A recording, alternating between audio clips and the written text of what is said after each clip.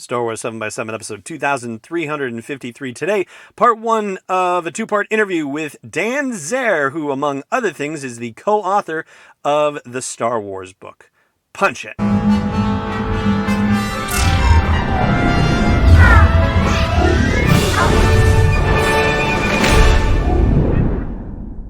Hey, Rebel Rouser. I'm Alan Voivod, and this is Star Wars 7x7, your daily dose of Star Wars joy, and thank you so much for joining me for it. So, it being Saturday, normally I would be doing a briefing episode on the current episode of The Mandalorian, but I'm traveling, actually, as this is debuting to you, and so it happens that I'm next door to New Hampshire. I'm in Maine, but on my way back home, and while I am in transit, I don't have the opportunity to do the Mandalorian briefing for you until Monday's episode. So instead, we are going to switch the order up a little bit, and I'm sharing with you my interview with Dan Zehr today and tomorrow. And I'm thrilled to have Dan back on the show. He was on earlier this year as part of the Pop series, talking about his show, which I'll mention the show in just a second. Here's the official bio. Dan Zehr is a Star Wars expert and the host and brand director of Coffee With Kenobi. That's the podcast. He is the co-author of the Star Wars book alongside Pablo Hidalgo and Cole Horton, and a prolific high school educator who teaches literature and composition and has a master's degree in teaching and learning. He's also a recognized keynote speaker, host, and presenter. He was a consultant for Ian Desher's William Shakespeare's Star Wars books, has appeared on numerous panels at Star Wars Celebration, and travels the world covering Star Wars products and events. He resides in Illinois with his wife and 3 boys. So for the first part of the interview, we're going to start off by talking sort of the meta stuff, if you will, about how he found out that he got the gig, and it'll go from there. Before we jump in, I do just want to give you the quick reminder about toysfortots.org, the Marine Toys for Tots Foundation, and the good work that they are doing in communities across the United States. 800 communities last year and more, creating a bit of magic for children and their families. And they are doing it again in this very challenging time. So if you are able to create a little bit of wonder and joy in a child's holiday season this year, please check out toysfortots.org. And now, without further ado, part one of my conversation with Dan Zehr from Coffee With Kenobi and co-author of the Star Wars book. Dan Zehr, thank you so much for joining me again on Star Wars 7x7. How are you? I'm doing great, man. How about yourself? Thanks for having me back on the show. I guess I did pass that last audition. Yes, you did. You certainly did. And for anyone who is comparatively new to the podcast and was on earlier in 2020 on one of our Podcasters on Podcasting segments, and just for fun, I will link to that in the show notes for this episode at sw7x7.com. So that way, anybody who hasn't heard that and heard about Dan's background in podcasting with Coffee With Kenobi, they can get all of that wonderful stuff from him there. And this time we are talking about the Star Wars book, which is subtitled Expand Your Knowledge of a Galaxy Far, Far Away. So first of all, congratulations on the book. Thank you, man. Thank you, Alan. It's been a wonderful experience just from beginning to end, and I've always been fascinated with publishing anyway, of course, as an English teacher in my day job, but to be on this end of it is really fascinating, not to mention the fact that, you know, like so many of us as a kid, I wanted to write a Star Wars book, and so to be able to actually do that and tell my son that is pretty exciting. So tell me about the moment, if you will. I mean, you are just minding your business one day, and suddenly, from out of the blue, an inquiry comes that says, "Hey, Dan, would you like to be a part of this?" Can you talk about how that unfolded and just share your reaction, if it's burned into your memory, as I imagine it might be, or at least you may have decided to sort of create the moment because you've been asked about it so many times, I would imagine, that you have it now? No, it's a moment that I'm going to treasure forever. It was early to maybe the first or second week of January, and I was at the gym. This was before the quarantine kicked in and everything kind of went in a different direction for many of our lives. Mm-hmm. But I was at the gym and I was getting dressed, and I checked my email like I always do because the gym is right across the street from where I teach, and I saw an email and the subject line was about a Star Wars book. Now I get a lot of emails, as I'm sure you do too, from different companies all the time and different things. And I thought, oh, okay, I wonder what this is. So I open it up, and then it's an invitation for me to co-author the Star Wars book. Mm-hmm. And my arms legitimately and my fingers started to tingle. And I sat down on the bench, and I just kind of put my hand like on my forehead, and I just thought, it's happening, it's happening, it's happening. And I was so excited, I couldn't wait to tell my wife. I said a quick little prayer, just thanking God for the opportunity, and then I emailed them back right away, and I said I would be honored and delighted.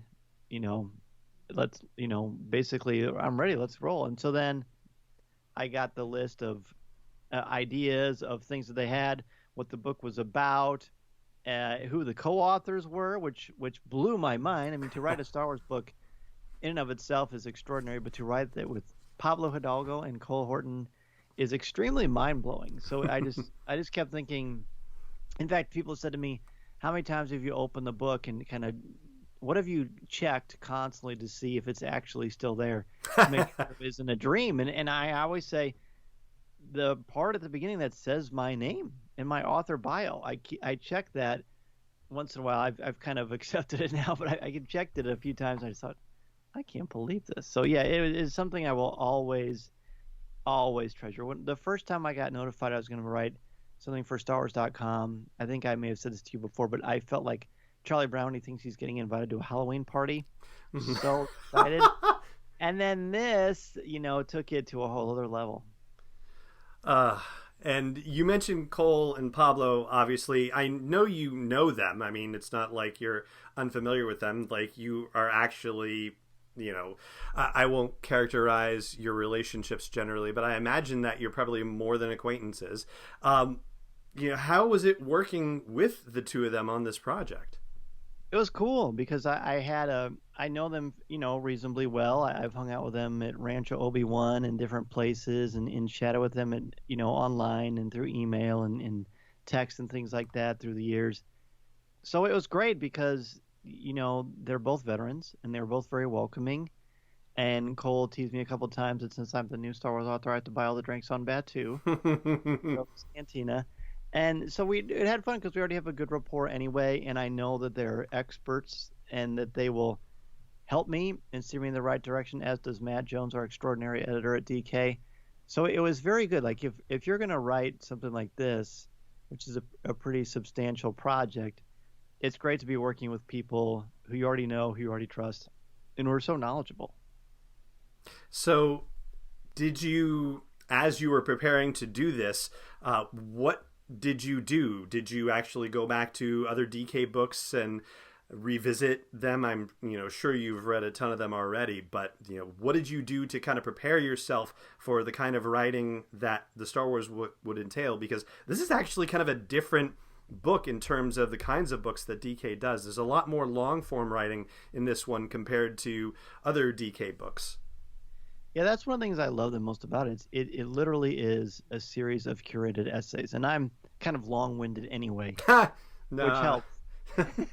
As a writer anyway, and I teach writing to seniors at the high school level, and so I've been blogging for StarWars.com for almost 6 years and doing a little bit of writing for IGN as well, as long with Coffee with Kenobi.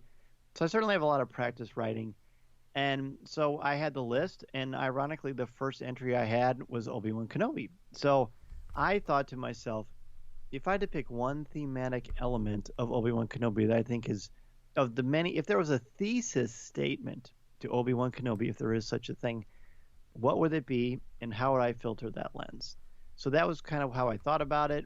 I wrote it up. I sent it in just to make sure that I was on the right page with the voice they wanted and the direction they wanted, and they loved it.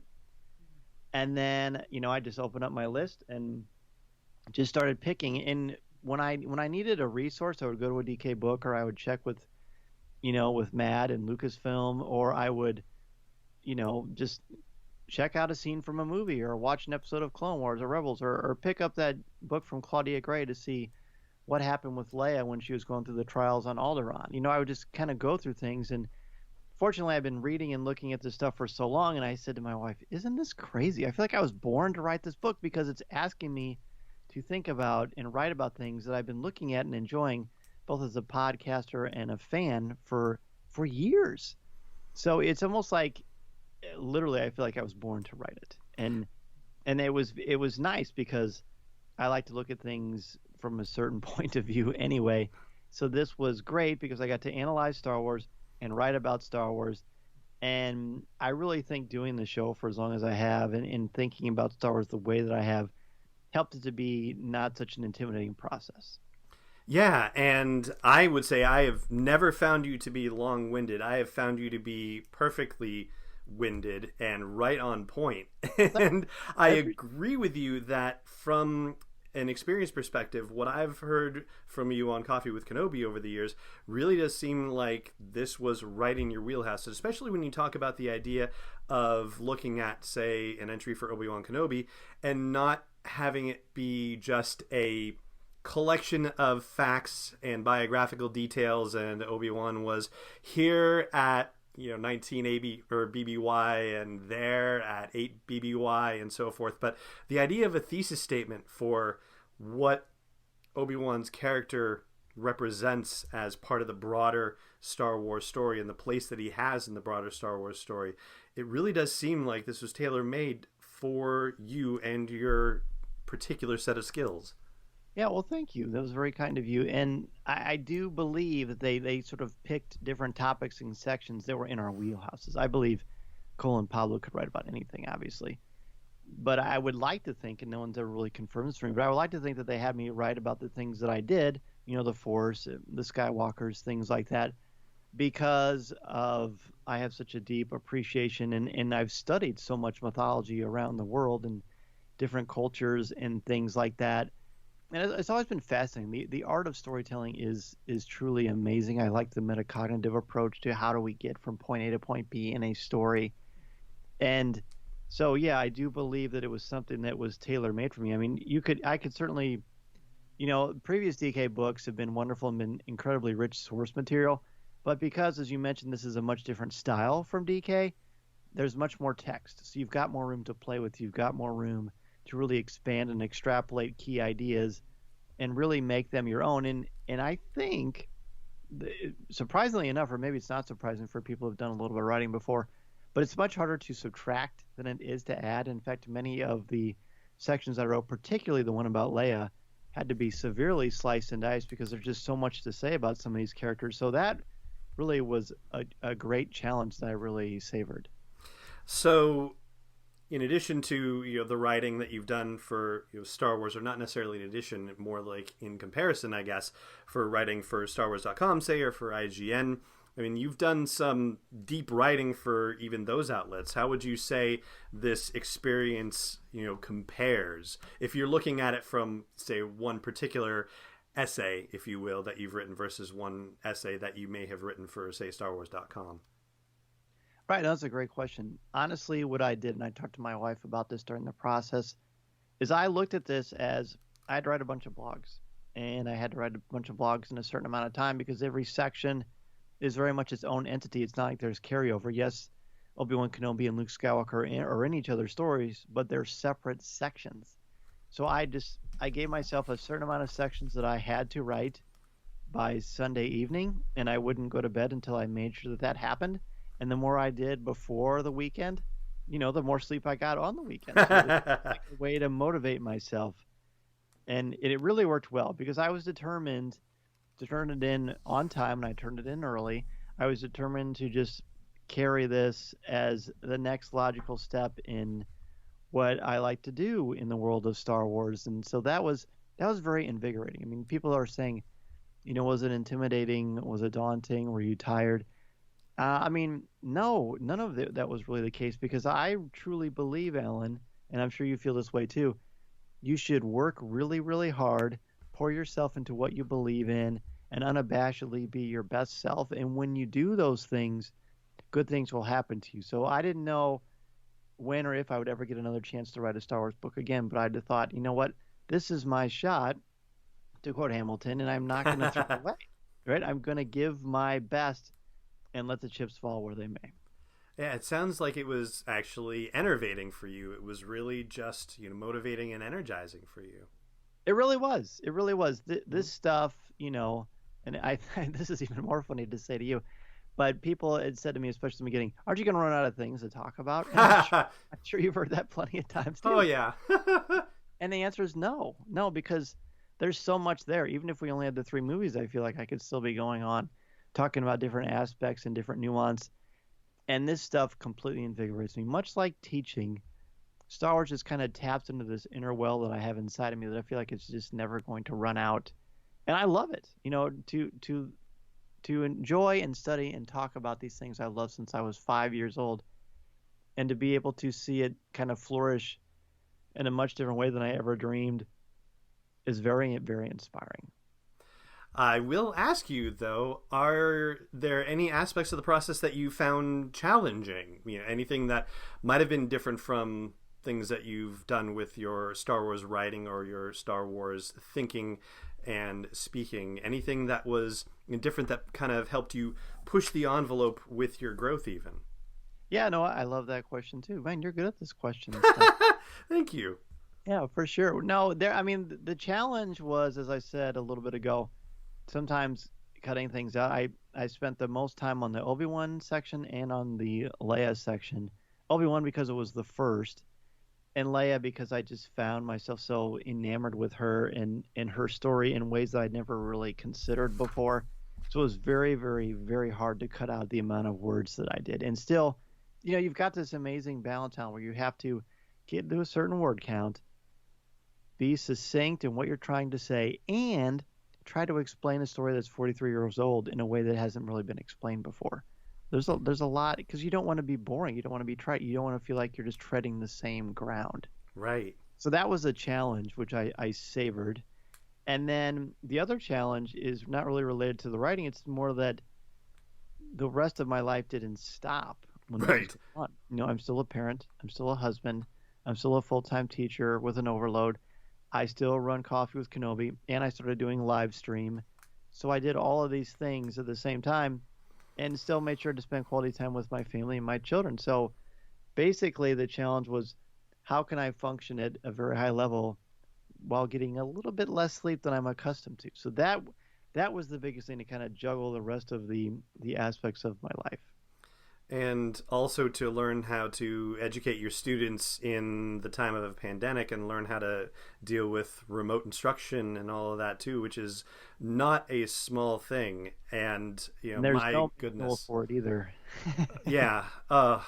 My goodness. And I hope that you have been on the receiving end of as much appreciation as you can handle and then some, because we talk with teachers for our own kids, and obviously we do our best to empathize and try to understand what they have gone through and what they're going through to try and make sure that all of our kids are getting the education that they need in this very challenging time.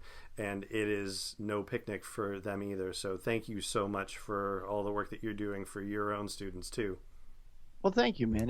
The reward is feeling like you're making connections. It's really hard. We were remote last spring. In the fall, we've been in person with half of our student body coming in the morning and the other half coming at night, and everybody's wearing masks. And it's a much more challenging, more difficult way to connect with students. But here again, I'm really very much a proponent of, well, this is the next challenge that you have. So what are you going to do? How are you going to make it better for them? How are you going to make them comfortable? Because you still need them. I have half the amount of time with them that I normally do, but I still have to cover a lot of the most important ground. So it gave me a chance, sort of ironically, to kind of trim my curriculum and find what is absolutely the most essential to get them to think creatively and critically. So I appreciate you saying that. Everybody's been really, really cool about it and patient, because I think this is a growing experience. And as a parent too, that as the parent, when you're doing remote learning, you're very much kind of a teacher too. And even though you may not be familiar with some of the things, thank goodness my wife is good with math. That much. All right, we're going to pause the interview there and we will pick up with the second half of it tomorrow. It just remains for me to say thank you so much for joining me for the show, as always, and may the force be with you, wherever in the world you may be. Wars 7x7 is not endorsed or sponsored yet by Lucasfilm Limited, Disney, or 20th Century Fox, and is intended for entertainment and information purposes only. Star Wars, the Star Wars logo, all names and pictures of Star Wars characters, vehicles, and any other Star Wars-related items are registered trademarks and/or copyrights of Lucasfilm Limited or their respective trademark and copyright holders. May the Force be with them. All original content is copyright 2020 by Star Wars 7x7. We hope you love it.